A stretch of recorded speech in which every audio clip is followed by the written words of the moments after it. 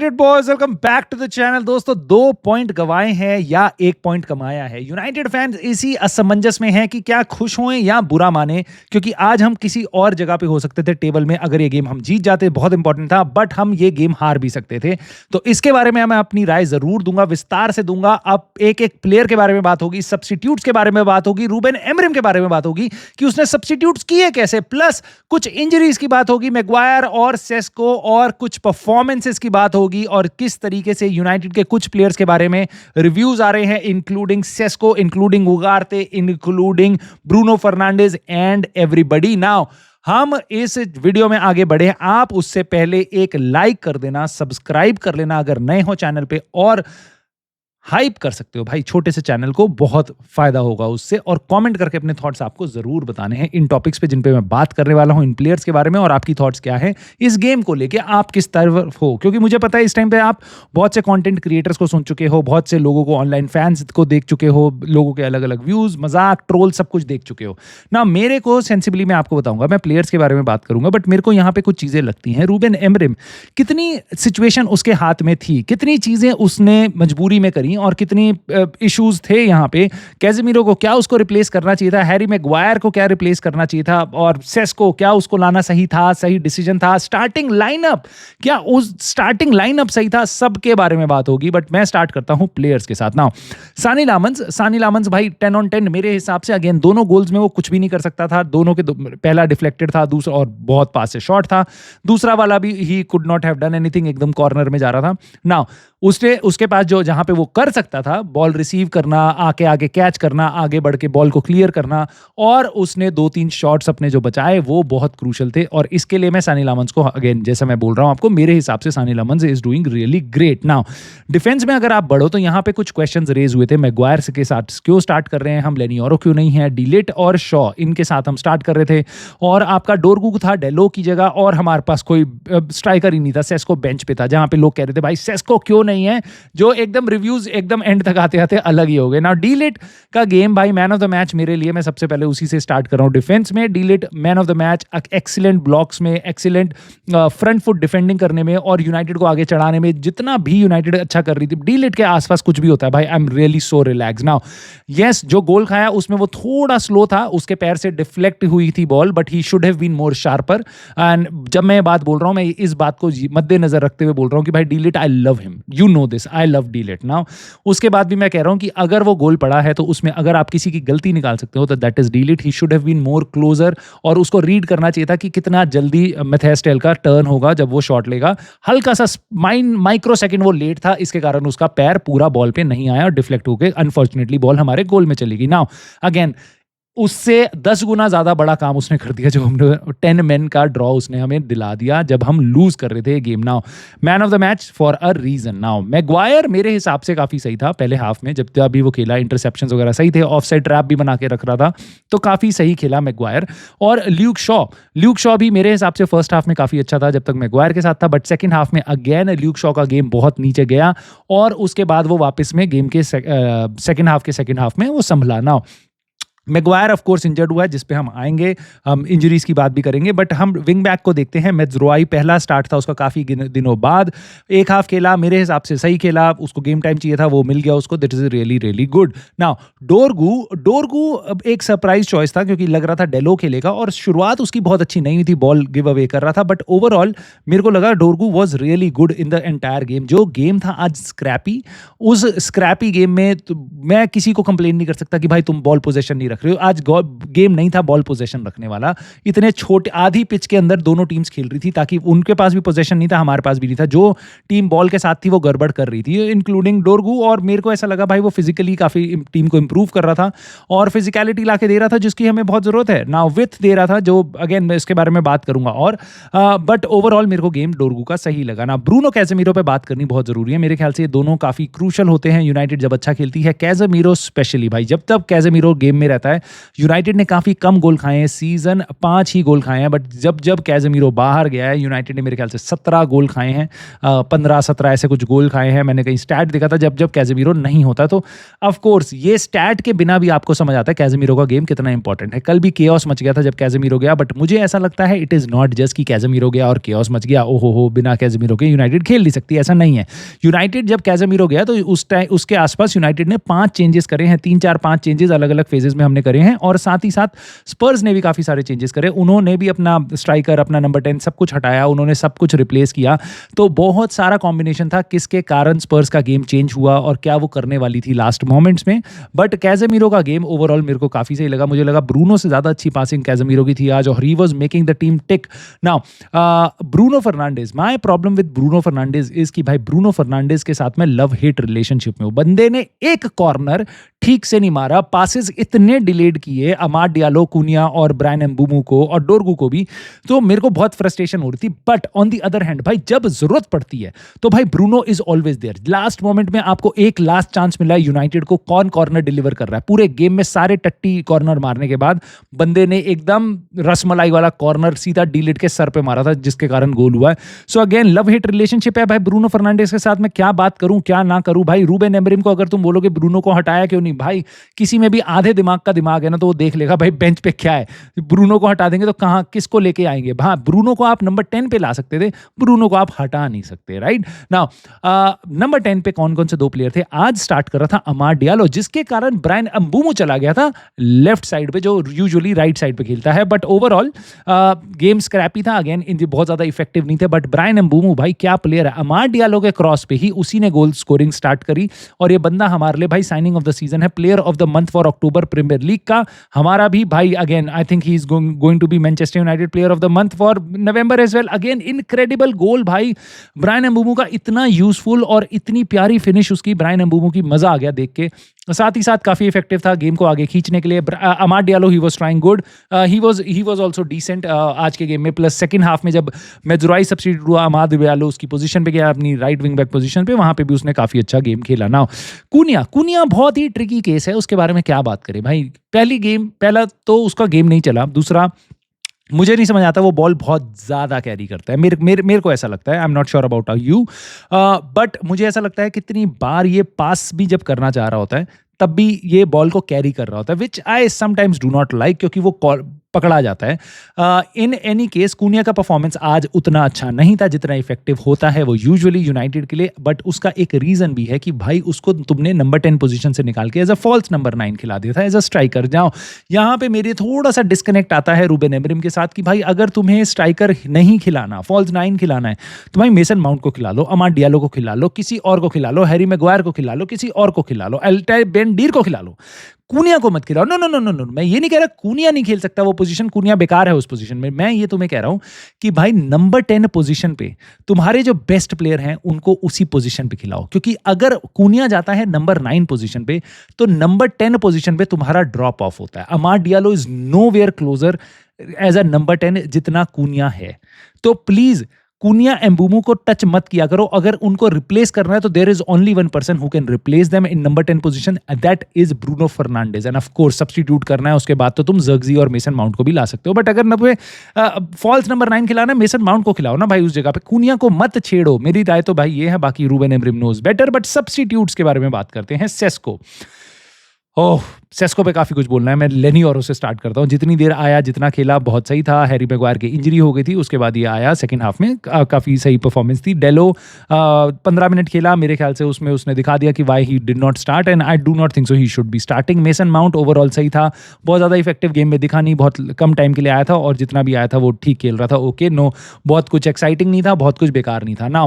Sesko पे अब मैं आता हूँ, क्योंकि सेस्को पे मेरे को 2 बातें करनी है। पहली बात तो उसके चांसेस से लेके उसको रिप अपार्ट किया जा रहा है, जो उसने चांसेस मिस करे हैं। साथ ही साथ जो उसको नी इंजरी हुई है उसमें भी बोला जा रहा है कि सेस्को में दम नहीं है, बिल्कुल भी बैच के लिए नहीं खेलता। ऐसा आप ट्विटर पे देख सकते हो। रूनी की पुरानी फोटोज दिखा रहे हैं जहां वो इंजरी में खेल रहा था, और कह रहे सेस्को नहीं खेल सकता था क्या इंजरी में। ना मैं इन दोनों चीज़ों पर अपनी राय देता हूँ। पहले तो चांसेस, भाई सेस्को मैं तुम्हें बता रहा हूँ, कंपेयर करो उसको सारी उन साइनिंग से जो अभी-अभी हुई हैं इस सीज़न और जो बाहर की लीग से आए हैं, बुंडेसलीगा वगैरह से आए हैं, फ्लोरियन वर्ट्ज़ एटसेट्रा, इन सबको कंपेयर करो सेस्को के साथ और तब बोलो अपने दिल पे हाथ रख के कि क्या सेस्को बेकार प्लेयर है? क्योंकि सेस्को इज़ शिट, ये मैं सुन-सुन के थक गया हूँ ऑनलाइन से लेके अपने चैनल के चैट में भी, क्योंकि मुझे नहीं पता लोग कहाँ से क्या देख के आते हैं। भाई 2 बंदे ने चांस मिस कर दिए, तुम्हें ये नहीं दिख रहा कि जो चांस क्रिएट हुआ है वो भी उसके कारण हुआ है। हेडर जाके विन करता है, मेसन माउंट पे बॉल जाती है, मेसन माउंट रिवर्स बॉल उसको देता है, इतना प्यारा रन बनाता है, चांस मिस हो गया। भाई स्ट्राइकर है, चांस नहीं मिस करेगा तो कौन करेगा? चचा हमारे कौन करेगा मिस भाई?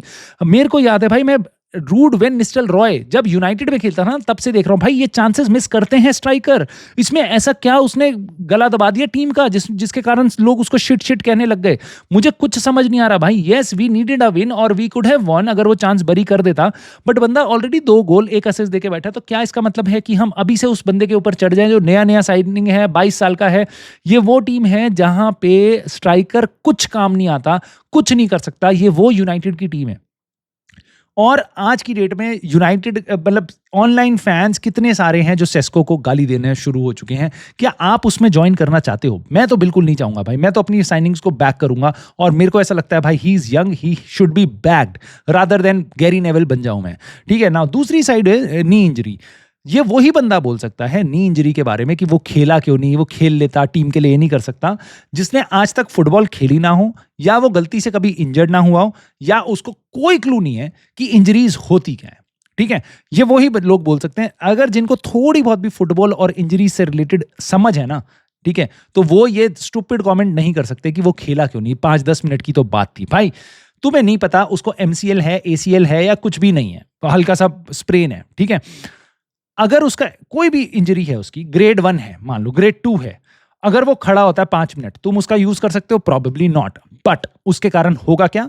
वो अगर अब 2 हफ्ते के लिए बाहर है, 4 हफ्ते के लिए बाहर है, probably he could be out for 6 months। Do you want that? Do you want that? If तो मुझे समझ नहीं आता कितने इररिस्पॉन्सिबल लोग हैं जो ये बोल रहे हैं कि भाई वो नी इंजरी के साथ खड़ा क्यों नहीं हो गया था, बस खड़ा ही हो जाता ग्राउंड पे। खड़े होने से उसका कोई फायदा नहीं था, बट उसका जो रिकवरी टाइम है that could have gone for months. Player को पता है उसकी बॉडी के बारे में, प्लेयर को पता है उसको इंजरी हुई है, कैसी हुई है। हमें ये भी नहीं पता भाई इस टाइम तक कि आपका सेस्को की इंजरी कितनी डीप है, क्या टूटा है उसकी नी में। भाई रूबेन एमरिम कह रहा है भाई नी है तो मुझे डर लग रहा है। हमें कैसे नहीं डर लगा भाई? और सेस्को के बिना ये टीम क्या है? क्या है सेस्को इज शिट। शुरुआत में लोग कह रहे थे कि भाई सेस्को को खिलाया क्यों नहीं, कैसा है Ruben Amorim? Ruben Amorim is shit. Now Sesko जब आया तो उसका गेम देख के, उसके 2 चांसेस मिस देख के सेस्को इज शिट। मतलब ये फ्लक्चुएशन भाई मेरे से तो बर्दाश्त नहीं होती ना। एक प्लेयर और है जिसके बारे में हम बात करेंगे, उगारते, क्योंकि इस बंदे को भी दबा दबा के हेट मिली है और लोग बस कोशिश करते हैं भाई ये कोई गलती करे और उसके बाद इसको जो कत्लेआम होता है ना इसका, वो मुझे पता है ना। एक कॉर्नर पे जो सेकंड गोल हमने खाया है उसके में आपका उगारते ने ऑफसाइड ट्रैप मिस कर दिया था और उसका रीजन है अगर आप वापस रिप्ले में देखोगे तो जो कॉर्नर आता है उसको हेड आउट करता है उगारते और प्लेयर के साथ लड़ रहा होता है जब वो हेडर के लिए, जब वो क्लियर करता है बॉल, उस धक्का मुक्की में वो गोल की तरफ बढ़ जाता है क्योंकि उसका बॉडी वेट जब वो छलांग लगा के नीचे आता है धक्के के कारण वो गोल की तरफ बढ़ जाता है। और जैसे अपने 2-3 कदम लेके वापस भागने आने वाला होता है तब तक रिचार्लिसन अपना मुंडी घुमा देता है। तो बहुत ही इम्प्रैक्टिकली, जिसको फिजिक्स की नॉलेज नहीं है वही बोल सकता है कि उगार्टे ने कैसे किया। भाई बॉडी वेट अगर उसका उस डायरेक्शन में जा रहा है तो वो क्या करे? फिजिक्स को बोल दे, ग्रेविटी को बोलते भाई तुम भूल जाओ, फोर्सेस 0/0 हो जाओ। क्यों कैसे? अगर एक प्लेयर किस तरफ जा रहा है, गिर रहा है, तो वो वहां से कैसे रुक जाएगा अचानक से? मेरे को समझ नहीं आती। और जैसे ही उसको जो संभल पाया, 2 कदम रख पाया, वो वापस आ रहा था, इतनी देर में गोल हो गया था। I do not think so it is Ugarte. Unfortunate है but it is not Ugarte भाई। नाउ सब्स्टिट्यूट्स के बाद हम रूबेन एमरिम के बारे में भी बात करेंगे क्योंकि डोरगू के बारे में बात हो रही थी कि डोरगू को हटाया क्यों गया, डिएगो डेलो को लाया क्यों गया। और 5वां अगर आप सब्स्टिट्यूट यूज नहीं करते तो सेस्को की इंजरी के बाद आप किसी और प्लेयर को ला सकते थे। मे बी कोई और प्लेयर आके हमारा बचा सकता था, हमें लास्ट के मिनट्स में 10 मैन की तरह एंड अप नहीं करना पड़ता। दोस्तों डोरगू को जो उसने हटाया है, डेलो को लाया है, जो लास्ट सब्स्टिट्यूट उसने यूज किया था अपना, that was in the 80th minute. ठीक है, और उसका रीजन ये था कि डोरगू को येलो कार्ड भी लिया था 78th मिनट में। इसके कारण अगर रूबेन एमरिम को लास्ट के 10 मिनट बचे हैं और उसको दिखाई दे रहा है कि मेरा एक प्लेयर येलो कार्ड पे है जो डिफेंडर है, उसको मैं हटा दूं वरना हम 10 मैन हो जाएंगे, तो आई डोंट थिंक सो ये रूबेन एमरिम की गलती है ना। दूसरी चीज, मैग्वायर की इंजरी मैग्वायर की इंजरी के बाद ऑफ कोर्स तुम्हें लेनी औरो को लाना पड़ा, वो मैं समझ सकता हूँ। कैज़ेमीरो के बारे में बोल रहे हैं कि भाई कैज़ेमीरो ने को क्यों रिप्लेस किया, वो अगर एंड तक रहता तो नहीं जीत पाते हम। ये रिपोर्ट किया जा रहा है भाई ब्राज़ीलियन आउटलेट्स की तरफ से, कुछ जर्नलिस्ट ने बताया है कि कैज़ेमीरो ने पूछा था, माँगा था कि भाई मेरे को कर दो, क्योंकि उसको एक बहुत हार्ड टैकल पड़ा था, he was uncomfortable, so he was in pain, so that is why he asked to be substituted and that is why he was substituted. So again ये रियलिटी है, नहीं है, जर्नलिस्ट ब्राज़ील की तरफ से कुछ भी बोल रहा है, मुझे नहीं पता, but if that is the case you just can not question Ruben Amorim on it. Now every time substitute आते हैं, गेम हमारा खराब हो जाता है। नाउ अब इसके बाद तुम रूबेन अमोरिम को गलती दोगे। Now it happened in with Brighton, हम क्रूज कर रहे थे, सब्स्टिट्यूट मराता है और हम बेकार हो जाते हैं। सिमिलरली हमारे साथ हुआ था पिछले गेम में फॉरेस्ट के अगेंस्ट, हम कह रहे थे सब्स्टिट्यूट ही नहीं कर रहा, वो बहुत लेट कर रहा है, आज वापस भाई जब सब्स्टिट्यूट आते हैं तुम देखते हो उनका गेम कैसा है। भाई ब्रेंटफोर्ड के अगेंस्ट गोल खा गए थे, मेनू आया था सब्स्टिट्यूट होकर, उसने बॉल दे दी थी उनको वापस, जिसके कारण हमने तीसरा गोल खाया। तो अगेन ब्राइटन के अगेंस्ट भी सेम हालत हुई। तो मैं क्या बोलूँ, मैं मैनेजर को किस तरीके से क्रिटिसाइज करूं कि भाई तेरे सब्स्टिट्यूट इफेक्टिव नहीं है अगर, तो तू कर दे लेकिन उनको। और वो आज तो उसने सारे के सारे पांचों के पांचों सब्स्टिट्यूट यूज कर लिए थे भाई। उसके बाद भी अगर गेम हार रहे हैं हम, और उसके बाद भी अगर हम सेकंड हाफ में गेम को क्लोज नहीं कर पा रहे हैं, तो is it on the manager? Maybe it is, maybe he has to work with all these players, I don't know. But मुझे किसी भी एंगल से ये नहीं लगता भाई कि ये दुख वाला गेम था।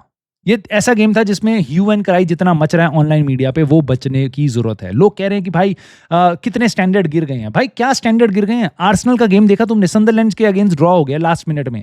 नाउ डू यू से कि भाई आर्सेनल की भी मेंटालिटी बेकार है, वो भी चोकर्स हैं, लास्ट तक वो खेल नहीं पाए? क्योंकि ये वर्ड्स मेरे को दिखता है यूनाइटेड के लिए यूज होते हैं, ठीक है, लेकिन किसी और क्लब के लिए यूज नहीं होते। ना आर्सेनल, ना लिवरपूल, ना सिटी, किसी के लिए यूज नहीं होते, ना चेल्सी। यूनाइटेड के लिए यूज होते हैं कि हम चोकर्स हैं और हमारे पास ये हो जाता है, हमारे साथ वो हो जाता है, हम एक गेम को सी ऑफ नहीं कर सकते, मेंटालिटी क्वेश्चन है, ये है वो है। जबकि रियलिटी ये है कि ये चीजें होती रहेंगी, 38वें गेम तक होती रहेंगी। रूबेन अमोरिम पे क्रिस्टियानो रोनाल्डो ने बताया है कि कोई मैजिक वॉन्ड नहीं है, ठीक है। उसके पास प्लेयर्स लिमिटेड दिए हैं तुमने, और तुम्हारी उम्मीद है कि भाई वो चैंपियंस लीग स्पॉट में ले आए।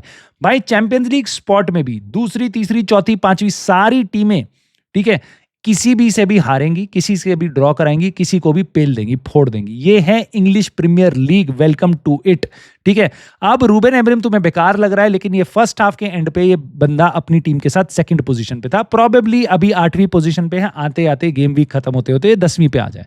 सो ये है इंग्लिश प्रीमियर लीग। अगर तुम उसको एक हाफ से, एक गोल से और एक किसी भी चीज से तुम जज करने वाले हो, I think that is very unfair. और as a United fan we should have more patience. Now good thing is कि हमने कोई गेम नहीं हारा पिछले 5 गेम में, और आने वाले 4 गेम जो हैं हमारे, that is really really really good. Tempting है भाई, माउथ टेम्पटिंग है। नाउ इसमें अगला गेम है हमारा एवर्टन के अगेंस्ट, होम गेम है, और उसके बाद आई एक्सपेक्ट यूनाइटेड जीतेगी वो गेम। क्रिस्टल पैलेस के अगेंस्ट अवे गेम है, फिर हम खेलेंगे वेस्ट हैम होम, अगेन वो गेम हम जीत सकते हैं। वुल्स अवे, उसके बाद वो गेम हम जीत सकते हैं। तो मुझे लगता है अगले 4 गेम में 3 गेम आप जीत सकते हो। Crystal palace, I would not से कि हम जीत सकते हैं, but may be a draw would be a great result. Crystal palace away game है वो। नाउ सो इस पूरी कहानी के साथ हमने बहुत ही डिफिकल्ट फिक्चर्स निकाले हैं पिछले 4 जो थे पिछली इंटरनेशनल ब्रेक के बाद, जो अब हम गए हैं वापस इंटरनेशनल ब्रेक में।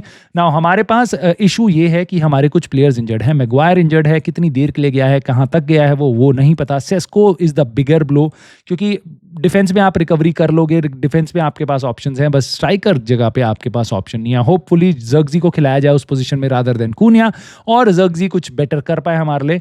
बट अगेन मेरे को ये भी लगता है भाई कि एक चीज़ जो पूरे गेम में मेरे को कमी दिखाई दी है वो ये है कि यार रूबेन अमोरिम ने भी बोली कि हमें खुद अपने आप को देखना चाहिए, और we are not pressing with the same intensity. और ये चीज़ मेरे को लगी यार कि हमारी इंटेंसिटी जो थी वो उतनी अच्छी नहीं थी जितनी होनी चाहिए उस टीम की, जो पूरे 1 हफ्ते तक नहीं खेल रही है। और वो इशू क्या है एक्चुअल में, वो रूबेन अमोरिम ज़्यादा जानता है, और वो उसको ज़रूर, मैं ट्रस्ट करूंगा कि मेरा मैनेजर उसको एड्रेस करेगा। बट ये सोच लेना, हल्ला मचा देना, काट देना इस बात पे कि हम हारती हुई सिचुएशन से ड्रॉ कर आ गए हैं, और उसके बाद भी अगर आप कह रहे हो कि नहीं यार हम तो टॉक्सिक फैन नहीं है, तो I think you really need to question yourself. भाई ये हम 4 गेम 5 गेम नहीं हारे हैं और ये वही यूनाइटेड टीम है जिसमें रूबेन एमरिम आउट होने वाला था और ये वही यूनाइटेड टीम है जिसमें बस 4 साइनिंग मिली है, जबकि हमारे कंपेटिटर 8-8 10-10 साइनिंग करके बैठे हुए हैं सारे के सारे। संदरलैंड अगर ऊपर नाच रही है जस्ट बिकॉज कि उनके ओनर्स और उनकी मैनेजमेंट ने 10-15 प्लेयर्स लाके दिए हैं, रूबेन एमरिम को ऐसा कुछ भी नहीं मिला और उसके बाद भी अगर वो टीम के साथ ऐसा कर रहा है तो I am okay with Ruben Amorim and I would not go after my players at least. But मैं तुम्हारी राय जानना चाहता हूँ, तुम्हें क्या लगता है यूनाइटेड की तरफ से क्या अच्छी थी, बुरी थी? क्या तुम्हें लगता है यूनाइटेड को क्रिटिसाइज करना चाहिए इस टाइम पे, प्लेयर्स को, सेस को, उगारते जैसे या रूबेन एमरिम को? मुझे आप कमेंट करके बता सकते हो अपनी थॉट्स इस वीडियो पे, इस गेम पे, और प्लीज़ लाइक कर देना सपोर्ट करने के लिए और सब्सक्राइब और कमेंट, और I will see you soon in the very next video.